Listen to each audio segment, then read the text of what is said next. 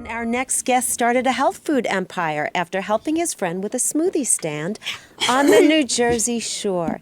He is the founder and CEO of Sweetberry Bowls. Welcome, Desi. Hi, guys. How are you? Hey, good. Good. What is it? And how did you manage to grow from 0 to, let's say, a lot? Yeah. So the name of my restaurant chain is called Sweetberry Bowls. So we're a healthy, Berry Bowls. yeah, we're a healthy, fast casual chain. We specialize in acai bowls, smoothie bowls, smoothies, wraps, salads, vegan ice cream, and poke. So And you didn't bring us any. should Please, have. next time. Thank you, okay? Julia, Next for time, saying because great minds think alike. Every restaurant owner we have didn't on the bring show, any? we want to bring. Nothing. It's outside on break. Okay. Just send us some Yeah. some stuff. Yeah. Did you know that it would grow so quickly when you started it? Yeah, I mean, this has been a demand, especially with the acai product. That's what we started with. Then we started adding other healthy products as well. But the thing now By is... products, you mean dishes. Yes, Yeah. yes. So like our poke bowls are, it's a huge hit for us right now. But right now there's a huge demand in people just wanting to eat healthier. And people will pay more to eat healthier. So I see this trend growing for a long time. It's Yes. growing exponentially. I Yes. specialize in health, so Yeah, see now Yes. it's people are more conscious, and there's the DoorDashes, the Uber Eats of the world that can just ship whatever to wherever. Do you think the same idea would have flourished, say, 10 years ago? I don't know. I think things were a little bit different. Consumer demand definitely shifts. And to your point, what you said about delivery, it's making food on demand at any time. So it's funny because now we use services like DoorDash, Uber Eats, and a ton of people are ordering it because... And I also, the demand for healthier items, also, it's very frustrating if you go into, I was talking to my parents about this, I said, I feel trapped when I go to a store and there's no healthy choice in there. Yeah. And I feel like the government should almost fine a store for not having a healthy option. Why should I be forced to go outside of my healthy living when there's no choice at all? It's horrible. Well, I think we're going to see...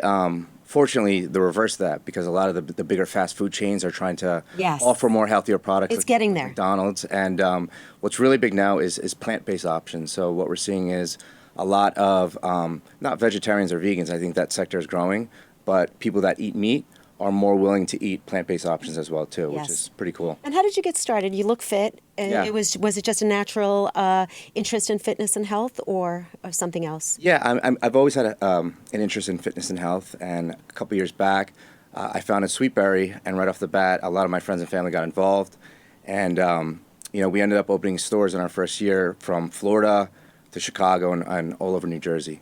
And with your first 3 did well, and then you grew it from there? We actually opened 12 in our first year, so we did? we didn't wait. We hit the ground running, and Right. it's been an incredible journey Well, since when then. you say we, it's yourself and who else? I have a big team. So Okay. right off the bat, we had a lot of friends that became operating partners. So they helped us grow the business across New Jersey. I had friends calling us from Florida and Chicago. Wow. And it's all of us together. But how did you coordinate that at the very beginning? Yeah, so that's a good question. In the beginning, when I created the company, I kind of announced it to the public, and friends and family called me and said, "Hey, I want to get involved in this." And I said yes to a lot of people, and I learned now that maybe I should have said no. Yeah. But the company wouldn't be where it is today if that didn't happen. One of my questions was, have you learned anything? Like, is there anything that you know now that you would have done differently when you started this business? Yeah, I mean, to definitely slow down a little bit. I think I had really big aspirations to open a ton of stores, and we did. We opened 20 stores in 2 years. But what I really learned is it's not a race. We have big aspirations to continue growing all over the United States and then eventually internationally. But how do you know how much to slow down? Because you're like, oh, well, I'm pretty ambitious. Yeah. And I want to see my store's name all over the planet, right? And then here you have 20. It's not a bad number. It's not a huge number either. But how do you know what's right? It's very simple. Sleep. When I'm Your not health, you have to actually Yeah. put your own health first. Well, it's funny because a lot of people talk about that, and as fast as I grow the company, I'm a workaholic. I'm working 12 to 15-hour days. So, you need to understand that there has to be a work-life balance, especially if this is the product that I'm pushing. But yeah, this year we're really trying to get everything under control. This is going into our 3rd year. Our plan is to open another 10 stores and get to the 30-unit mark. Okay, see, we never met before today, Yeah. but just based on, what I'm sensing from you, you would be a workaholic no matter what. Yes. I don't think, if today you're not thinking about, oh, where's my next door location is going to be, I'm going to be thinking about, oh, how I'm going to redesign the menu of my current store. There's always something on your mind. And when I say your mind, it's your kind of people. And you're not alone. There are a lot of you. Yep. What do you do about that? I'm going to give you advice. That's what you're going to do. You're going to balance your life because you need to put your health, your family, your friends, because all those things, if you lose your health, you can have 100 stores, and if your health diminishes, you did it for nothing. So Right. take care of you. That's what he's going to do. I just gave you. No, it's fantastic advice. It is. There's a Put health difference. first. There's a difference of saying that and actually practicing Doing and it, executing. And it becomes absolutely. very difficult. There's It times is. where I'm up till 2 or Right. 3 o'clock in the morning and I literally have to stop myself. But Yeah. I think Right. I've done a better job doing that.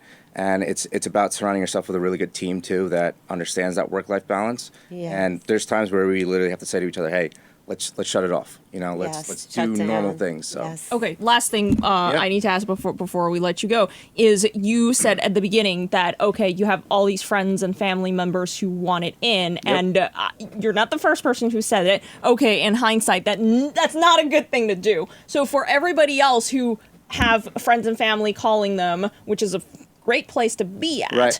how do you select who to turn down? It's a hard question to ask. I mean, there's people that invest money and become just pure silent partners, and there's people that become operating partners. So what I would say to those entrepreneurs, if you're really building a business relationship and you're going to take on an operating partner, it's like a marriage. So you need to understand that you might be in business with this person and develop a relationship with them for a long period of time. If it's pure investment, it's different. But it's like kind of like dating. So. Okay, all right, we'll leave it there. Good advice. Thank you for coming You're on to the welcome. show. Thank you. Thank you so much, guys.